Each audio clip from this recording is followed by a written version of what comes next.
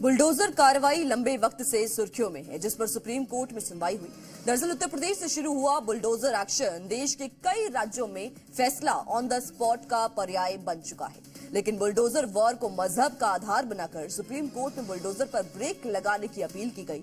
तो वहीं supreme court में सुनवाई हुई, लेकिन फैसला सुनाने के लिए 17 सितंबर की तारीख चुनी गई है। तब तक सरकार को बुलडोजर एक्शन पर भी रोड मैप बनाने के लिए कहा गया है। तो वहीं क्या कुछ हुआ सुप्रीम कोर्ट में, इस रिपोर्ट में देखिए।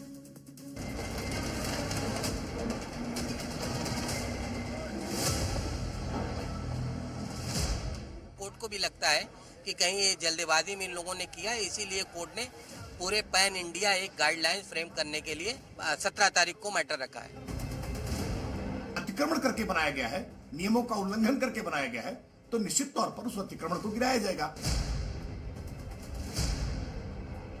ये बात क्लियर है कि किसी को भी सजा देने के लिए बुलडोजर का इस्तेमाल जो है किसी भी तरह से जस्टिफाइड नहीं है। सुप्रीम कोर्ट के यूं ही का मतलब क्या है?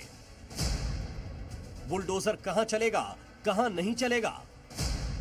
जिस वक्त सुप्रीम कोर्ट में बुलडोजर एक्शन पर बैन की अर्जी को लेकर सुनवाई हो रही थी, उस वक्त बाबा का बुलडोजर उत्तर प्रदेश के गाजियाबाद में अवैध निर्माण हटा रहा था। लेकिन सबसे बड़ी अदालत में आज की सुनवाई कैसी रही, किसका पक्ष मजबूत होता दिखा, पहले इसे समझ लीजिए। बुलडोजर एक्शन के खिलाफ याचिका पर जमीयत उलेमाए हिंद की तरफ से दलील दी गई कि अगर सरकार गारंटी दे कि बुलडोजर जस्टिस के नाम पर एक्शन नहीं लिया जाएगा तो पूरा विवाद खत्म हो सकता है। इस पर सरकार की ओर से सॉलिसिटर जनरल तुषार मेहता ने कहा कि बुलडोजर एक्शन कानून के तहत हो रहा है। थोड़ी देर जिरह के बाद जस्टिस BR गवई और जस्टिस विश्वनाथन की बेंच ने सरकार से कुछ अहम सवाल पूछे। जस्टिस गवई ने कहा कि किसी के महज आरोपी होने पर उसका घर कैसे गिराया जा सकता है, यहां तक कि उसके दोषी साबित होने पर भी यूं ही उसका घर नहीं गिराया जा सकता। अदालत की इस टिप्पणी पर सॉलिसिटर जनरल ने कहा कि सरकार ने अगस्त 2022 में जो हलफनामा दिया था उसमें भी ये बात कही गई थी कि सिर्फ आरोपी होने से किसी की प्रॉपर्टी पर बुलडोजर नहीं चलाया जा सकता। इसके बाद जज साहब ने कहा कि किसी का बेटा अगर आरोपी है तो उसके पिता का घर गिरा देना ये सही तरीका नहीं है।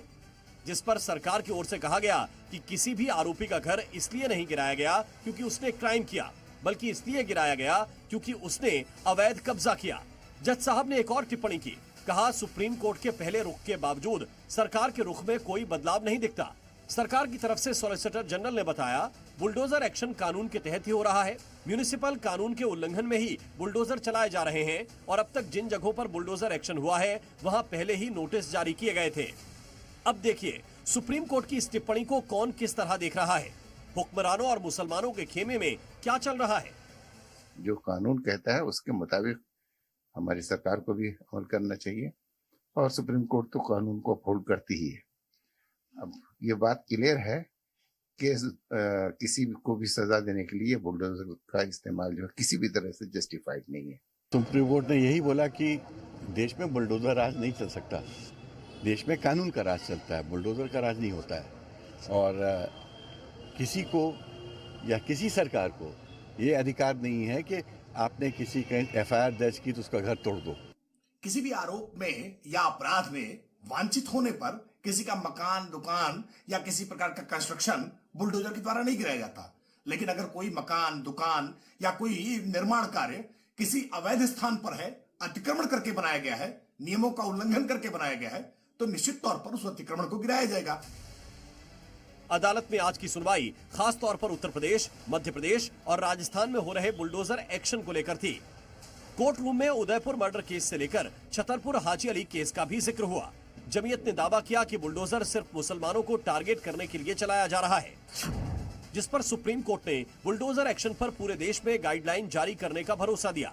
इस केस से जुड़े सभी पक्षों से अदालत ने सुझाव भी मांगे, लेकिन बेंच ने यह साफ कर दिया कि वो अवैध अतिक्रमण के बारे में बात नहीं कर रहे हैं। इसका मतलब ये हो गया कि अवैध अतिक्रमण के खिलाफ बुलडोजर चलता रहेगा, लेकिन किसी अपराधी का घर अगर वैध है, अतिक्रमण के दायरे में नहीं आता, तो उस पर यूं ही बुलडोजर नहीं चलाया जा सकता। हालांकि बुलडोजर एक्शन पर अगली सुनवाई 17 सितंबर को होगी। अरविंद सिंह, जी मीडिया, दिल्ली।